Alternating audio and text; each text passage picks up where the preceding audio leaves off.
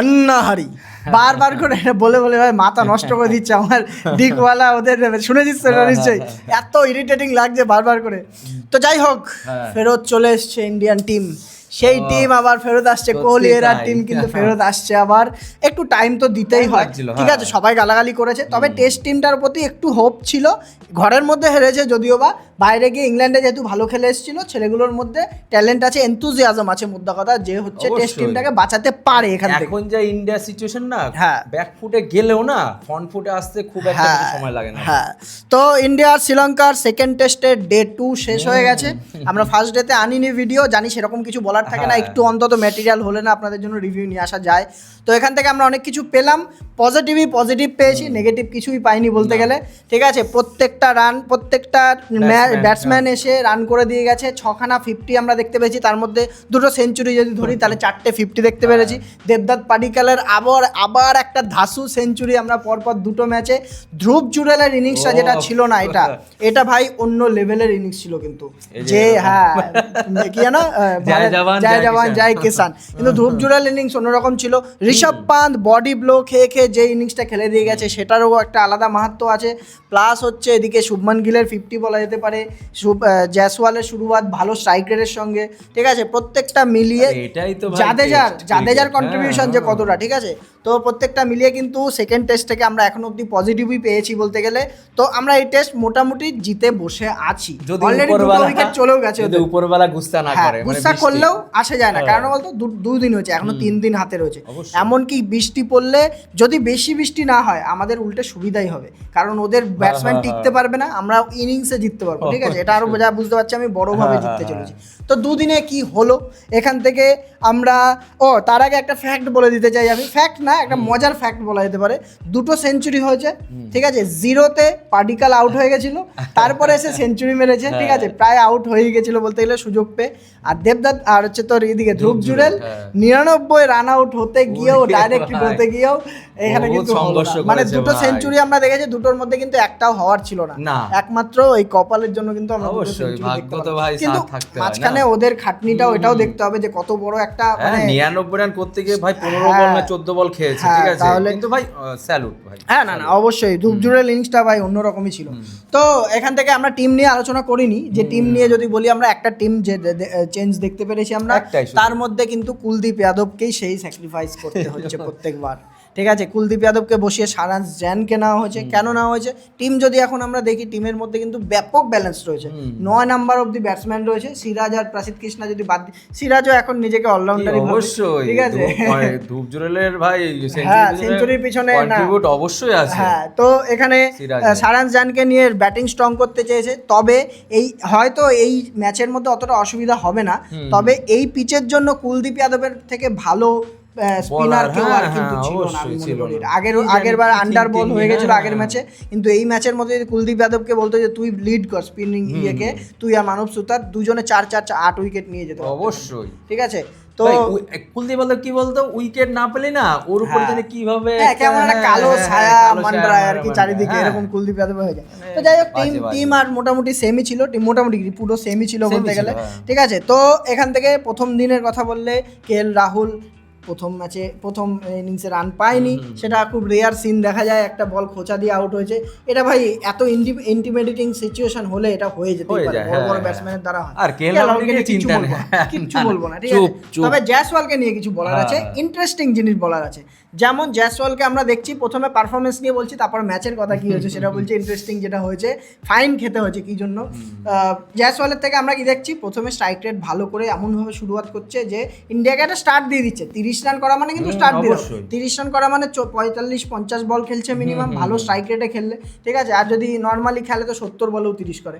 ওর ওইখানে অ্যাডভান্টেজটা দিচ্ছে যে প্রথম দিকে এসে রান করে দিচ্ছে ভালো স্ট্রাইক রেটের সঙ্গে, কিন্তু এখানেও 45 করেছে, কিন্তু স্টার্ট পাওয়ার পরে কিন্তু বড় কনভার্ট করতে, যেটা হচ্ছে শ্রীলঙ্কার এখানে কিন্তু সবথেকে বড় সুযোগ ছিল, কারণ ওদের প্লেয়াররাও সেঞ্চুরি মারছে, আমাদের প্লেয়াররাও সেঞ্চুরি মারছে। দেবদত্ত পাডিক্কাল কিন্তু স্পিন কিভাবে ট্যাকেল করতে হয় এই জিনিসটা করে কিন্তু দেখিয়ে দিচ্ছে দেবদত্ত পাডিক্কাল, যেটা জয়সওয়াল কিন্তু এখানে এখানে ল্যাক করে যাচ্ছে। ভাই ঠিক আছে, সব বল 4 হয় না, আবার সব বলও রান হয় না, ঠিক আছে, আবার সব বলে আউট হলে আবার এত অ্যাগ্রেশনও দেখাতে নেই, ঠিক আছে, যেটা আর কি ইয়ের সঙ্গে আসিতার সঙ্গে পুরো দুজনে লেগেই গেছিল, দরকার ছিল না, এতটা দরকার ছিল না। আমি মানছি যে ফ্রাস্ট্রেশন থাকে, যে ম্যাচে রান পাচ্ছে না, আগের ম্যাচে রান পায়নি, এই ম্যাচে রান পাচ্ছি, সেরকম রান পায়নি আর কি, বড় স্কোর করতে পারে, বলাররা স্লেজিং করবে, হ্যাঁ বলাররা করবে, আর ওদিকে তাকিয়ে করেনি, এটা কিন্তু আমি দেখেছি, ঠিক আছে। তো অ্যাগ্রেশন দেখানোরও একটা লেভেল লিমিট থাকা উচিত, যার জন্য ভাই খেয়েছে, ফাইন খেয়েছে, তার মিড পয়েন্ট কাটা গেছে না। আর যেহেতু ব্যাটিং কোচ, ও তো বলেছে যে পুরোপুরি দোষ কিন্তু জয়সওয়ালের ছিল, কেন ও কিন্তু চলে যাচ্ছিল, আবার কিন্তু পিছন আর ওর দিকে তাকিয়ে তো কিছু বলেনি, কিছু কিছু নিয়ম আছে যেগুলো দেখতে হবে, যে আমরা ইন্ডিয়ান দেখে এজন্য সবকিছুতে ভাই ফেভারে নেব, এটাও কিন্তু না। তো আর ওদের তোর ফার্স্ট ডেতে, আচ্ছা তারপরে শুভমান গিল আসে, শুভমান গিলও একটা হাফ সেঞ্চুরি করে, রান পায়, টুকটাক রান পেলেই হলো, আমার অত যে প্রত্যেক ম্যাচে সেঞ্চুরি এসব দরকার নেই। শুভমান গিল আসে, তারপরে ঋষভ পান্ত চোট হয়ে যায়, ঋষভ পান্তের খেলা তো সেকেন্ড ডেতে হয়েছে, যে আজকের ডেটে হয়েছে, ঠিক আছে। তারপরে জাদেজার একটা কন্ট্রিবিউশন আসে সুন্দর 43 রানে, জাদেজার কথা একবার ভাবতো যে মানে কি বলবো, এই বয়সেও এখনো অব্দি ইন্ডিয়ার মানে টেস্ট ক্রিকেটের ইতিহাসে টপ 5 প্লেয়ারের নাম হলো হয়তো তার মধ্যে জাদেজার নাম আছে। যদি কলাপস খায়, যদি দেখা গেল 4-5টা আউট হয়ে গেছে, তার মধ্যে যদি জাদেজাকে নামিয়ে দেয় না, ও ঠিক। আর অলরাউন্ডারের কথা আসলে তো জাদেজার উপরে কোনো মানে সেরকম এই মুহূর্তে কপিল দেবের পরে মানে স্পিন অলরাউন্ডার বলতে গেলে আগের ম্যাচেই অ্যাচিভ করেছে 4000 রান ভাই। তো আর যেরকম জায়গায় এসে কন্ট্রিবিউশন করে দিয়ে যায় জাদেজা, ঠিক আছে, বলতেই হবে এদের কথা। Debdutta Padikkal the man of the time বলা যেতে পারে, ঠিক আছে। দেবদত্ত পাডিক্কল কি খেলছে ভাই, এদের মানে পাডিক্কল বলে না, মানে হি হ্যাজ অ্যারাইভড। আমার মনে হচ্ছে এটা প্রাউড হিসাবে বলছি একজন ইন্ডিয়ান হিসাবে, যে 3 নম্বরের প্লেয়ার আমরা পেয়ে গেছি 3 নম্বরে। রাহুল দ্রাবিড় ছিল, চেতেশ্বর পূজারা ছিল, আর এখন ভাই রাহানে ছিল, ঠিক আছে, অনেকেই ছিল, কিন্তু হচ্ছে 3 নম্বরে, হ্যাঁ 3 নম্বরের কথা, স্পেসিফিক্যালি 3 নম্বরের কথা, ঠিক আছে। তো এখানে আমরা পেয়ে গেছি 3 নম্বরের প্লেয়ার দেবদত্ত পাডিক্কলের তরফ থেকে আরো একটা সেঞ্চুরি দেখতে পেরেছি, স্পিনকে ডমিনেট করে, সবথেকে বড় কথা।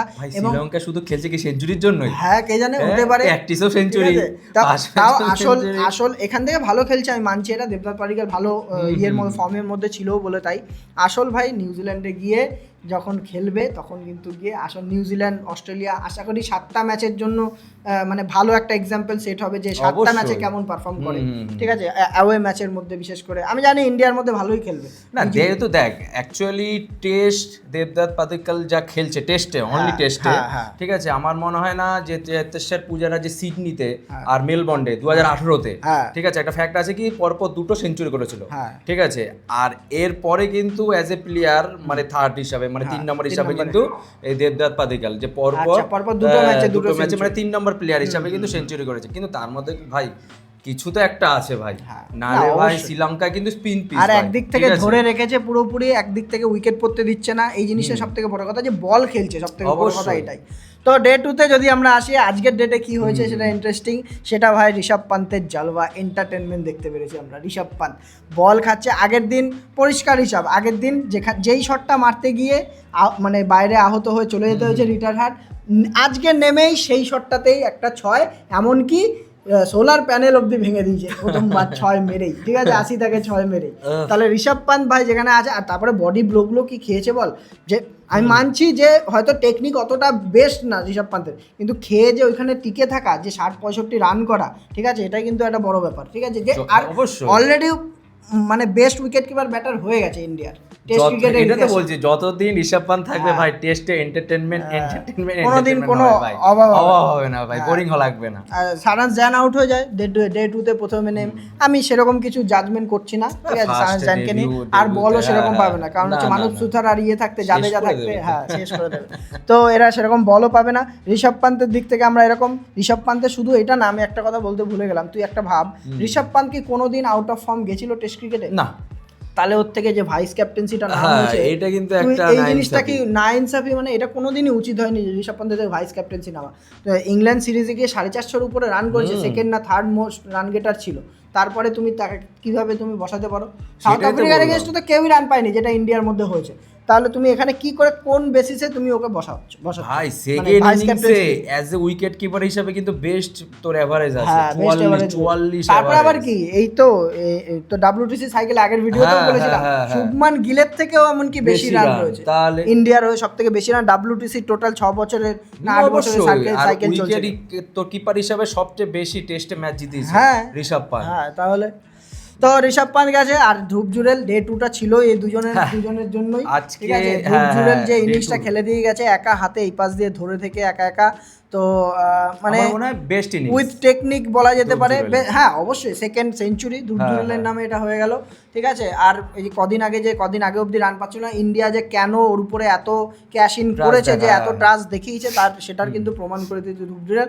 আর আমি মনে করি একটা শুধু তুমি উইকেট কিপার ব্যাটসম্যান হিসাবে চান্স পেয়েছো, কিন্তু শুধু অ্যাজ এ ব্যাটার তুমি টিমের মধ্যে যদি জায়গা বানাতে পারছো যেখানে ঋষভ পান্ট অলরেডি রয়েছে, এটা কিন্তু একটা বড় অ্যাচিভমেন্ট। প্লাস হচ্ছে একটা বড় মানে ইন্ডিয়ান টিম ভালোভাবে দেখছে, বড়ভাবে দেখছে। সত্যি তাই, মানে যেইভাবে কলাপস হয়েছিল তোর হোমেতে, আমার মনে হচ্ছে সেরা টিম কি অলরেডি একটা ম্যাচ এই টিমটা মোটামুটি একটা জায়গায় অবশ্যই এখানে ঢুকবে হচ্ছে জাসপ্রীত বুমরা ঢুকবে শুধু, ঠিক আছে। একটা পেসার সারান জানের জায়গাটা যে রয়েছে 8 নম্বরের 9 নম্বরের যে জায়গাটা, ওইখানে শুধু চেঞ্জ হবে। আর সেরকম কোনো চেঞ্জ আমি দেখছি না, সেরকম কি চেঞ্জই হবে না এখান থেকে। আর কিছু অঘটন না ঘটে ভাই, নিউজিল্যান্ড ভাই এই ক্ষেত্রে তবে আমাদের কাছে ব্যাকআপ আছে, এটাই তো বললাম। নিউজিল্যান্ড ক্ষেত্রে এই টিমটার মধ্যে 3টে উইকেট কিপার খেলছে, এটাই তো বললাম। কেএল রাহুল থেকে শুরু করে তো ধ্রুব জুরেল আর হচ্ছে ঋষভ পান্ট, অভাব নেই। ধ্রুব জুরেলও এদিক দিয়ে সেঞ্চুরি মেরে দিয়েছে। এখন বর্তমানে যে সিচুয়েশন রয়েছে, 2টো উইকেট অলরেডি পড়ে গেছে।